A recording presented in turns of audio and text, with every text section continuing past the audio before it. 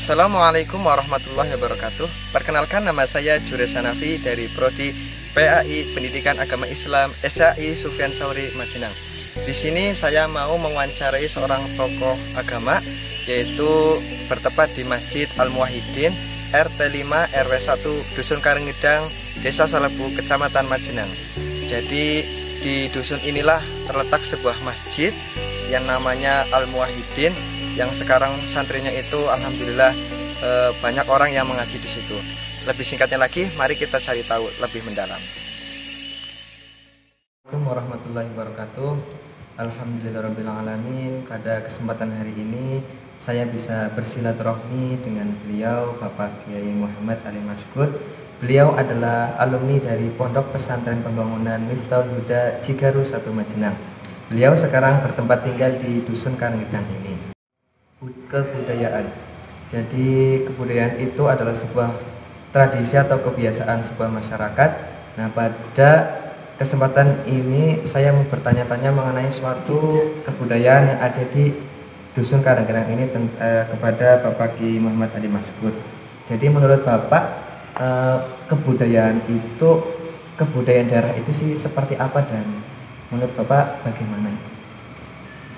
Terima kasih Mas Jules untuk menanggapi pertanyaan dari Mas Jules tentang kebudayaan. Kebudayaan itu sendiri adalah suatu kebiasaan masyarakat yang dilakukan setiap hari berkontinu terus menerus sehingga menjadi kultur, menjadi kebiasaan, menjadi watak seseorang atau dalam sebuah kelompok, sebuah masyarakat yang kemudian nanti disebut sebagai sebuah kebudayaan atau sebagai kultur dalam bahasa akademiknya. Terus kemudian untuk kebudayaan masyarakat sendiri ada beberapa hal, terutama mungkin yang paling menonjol dalam sebuah masyarakat itu kebudayaan yang berkaitan dengan pendidikan, baik itu formal ataupun non formal.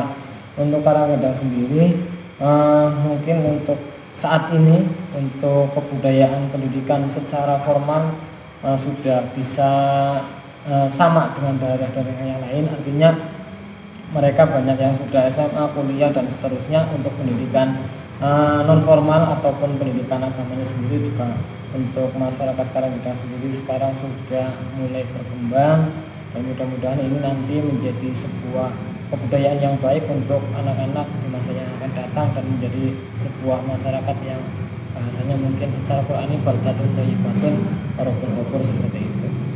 Nah, mungkin saya pernah mendengar cerita tentang latar belakang Dusun Karenggedang ini. Awalnya itu terkenal dengan masyarakat yang abangan, Pak. Jadi masyarakat abangan ini dari zaman dulu sampai sekarang ini mengalami perubahan yang sangat pesat ya, dari segi pendidikan, masyarakat, sosial, dan budaya itu mengalami banyak perubahan. Apa sih proses itu sehingga menjadi seperti sekarang ini? Untuk masalah masyarakat Karenggedang yang disebut abangan, karena masyarakat abangan itu sendiri disebut biasanya untuk kelompok-kelompok masyarakat yang dalam beragama kurang terfokuskan. Dalam artian mereka dalam beragama biasa-biasa saja, tidak seperti kaum santri ataupun para kiai dalam sebuah lingkungan pesantren. Masyarakat abangan sendiri bisa menjadi sebuah motivasi ataupun support pada sebuah masyarakat, karena pada saatnya mereka pasti akan menemukan suatu titik jenuh yang kemudian itu akan menjadi sebuah pemacu untuk berubah, berbalik arah 180 derajat. Yang mungkin masyarakat Karenggedang pada zaman dulu masih seperti itu, disebut masyarakat abangan karena mungkin dalam beragama masih kurang memperhatikan, tapi pada kemudian hari mereka juga akhirnya akan menemukan ataupun sampai pada titik jenuh yang sehingga mereka sendiri merasa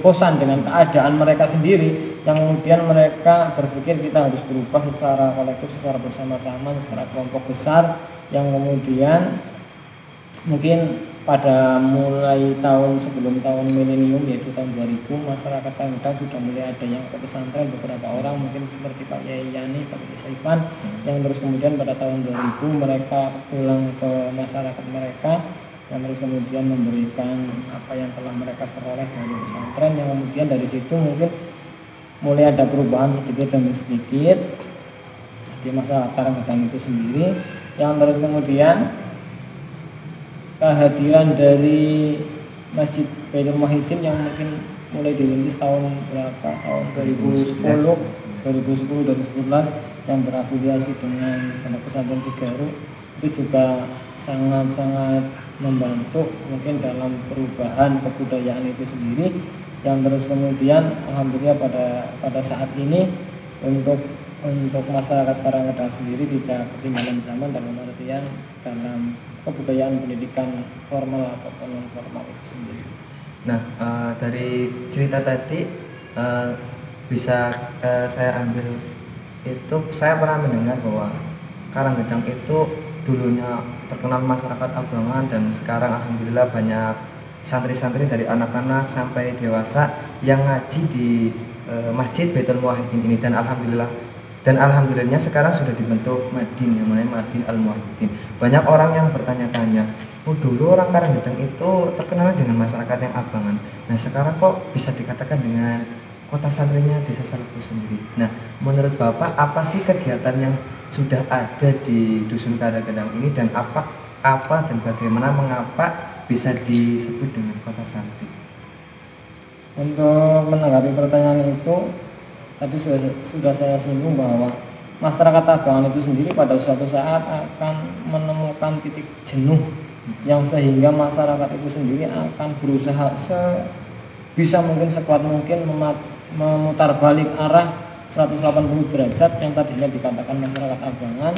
Mungkin mereka juga ketika pergi keluar dari dusun mereka sendiri, dari Karanggedang sendiri, mereka terkadang merasa malu ketika di sana-sana ternyata dibicarakan kalau masyarakat Karanggedang itu, oh ternyata seperti ini latar belakangnya.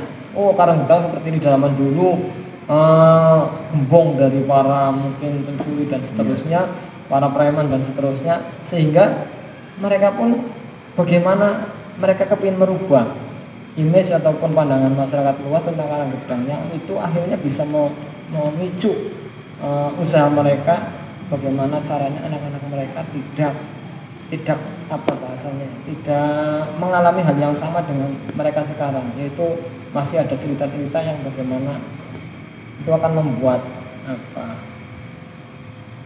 rendah diri dalam artian untuk masyarakat Karanggedang sendiri. Ya alhamdulillah untuk mulai dari tahun 2000 kemudian ya berarti sudah 20 tahun sekarang, masyarakat Karanggedang insya Allah sudah banyak mengalami perubahan, yang terus kemudian alhamdulillah untuk saat ini ada yang namanya Madin di Masjid Al Muwahhidin, Baitul Muwahhidin, dan itu bisa menjadi salah satu tonggak untuk perubahan masyarakat Karanggedang untuk masa yang akan datang. Dan saya yakin dan optimis untuk masa yang akan datang pasti Karanggedang akan lebih maju lagi, karena dengan adanya Madin itu sendiri bisa membuat atau memproses anak-anak atau masyarakat Karanggedang sendiri di masa yang akan datang menjadi lebih baik. Mungkin di Sambirian kopinya apa kamu? Kenapa? Nah, mungkin terkait kebudayaan ya, mungkin sering mendengar tentang seni hadroh di Karanggedang ini. Apa sih efek dari seni hadroh itu? Mungkin dari zaman dulu bergeraknya itu bukan langsung dengan mengaji, dan mungkin dengan kegiatan perjanjian dan sebagaimana. Menurut Bapak sendiri, efeknya bagaimana sih tentang seni tersebut? Untuk khususnya ini untuk hadroh, jadi dalam menarik ataupun berdakwah itu artinya mengajarkan dalam sebuah masyarakat untuk ke hal-hal yang baik, itu memang banyak sekali cara atau metode, yang salah satunya termasuk ya mungkin lewat seni hadroh. Seni hadroh itu sendiri sudah ada sejak zaman dulu sekali, ada zaman sebelum kali semasa Nabi masih mengalami dalam proses hijrah ke Madinah, itu pun dulu ada yang namanya hadroh. Jadi kesenian hadroh itu sendiri di Karanggedang memang sudah sangat maju, dan itu mungkin menjadi salah satu penarik ataupun penyemangat untuk masyarakat atau anak-anak Karanggedang sendiri, sebagai magnet untuk bisa berkumpul, yang kemudian setelah anak-anak atau mereka berkumpul kita bisa mengajak ke hal-hal yang lebih baik lagi, termasuk pengajian-pengajian yang lain. Nah, mungkin ini ada pertanyaan terakhir ya, Pak Nusok. Nah, mungkin kami selaku pemuda atau mahasiswa yang lainnya, bagaimana sih untuk mempertahankan sebuah kebudayaan? Mungkin yang bisa kita ambil contoh di Karanggedan ini, bagaimana bisa mempertahankan atau melestarikan budaya mungkin yang perubahan dari zaman dulu sampai sekarang, dan sekarang mengalami masa ibaratnya alhamdulillah banyak anak-anak yang mengaji. Bagaimana kita mempertahankan atau melestarikan budaya kebaikan tersebut agar tetap lestari dan mungkin bisa maju ke depannya? Untuk pertanyaan itu adalah sebuah tanggung jawab secara kolektif semuanya, semua komponen, semua masyarakat mempunyai tanggung jawab yang sama, mulai dari para kiai-kiai yang atau asatidz yang mengajarkan, dan juga orang tua atau masyarakat, dan juga anak-anaknya sendiri. Semuanya harus mempunyai rasa tanggung jawab yang sama. Semua orang tua bertanggung jawab bagaimana cara mendidik anak, seorang guru bagaimana bisa mentransfer keilmuannya, ataupun sebagai anak sendiri bagaimana mereka bisa mengkaji apa yang belum bisa. Semuanya bertanggung jawab, semuanya mempunyai peran masing-masing.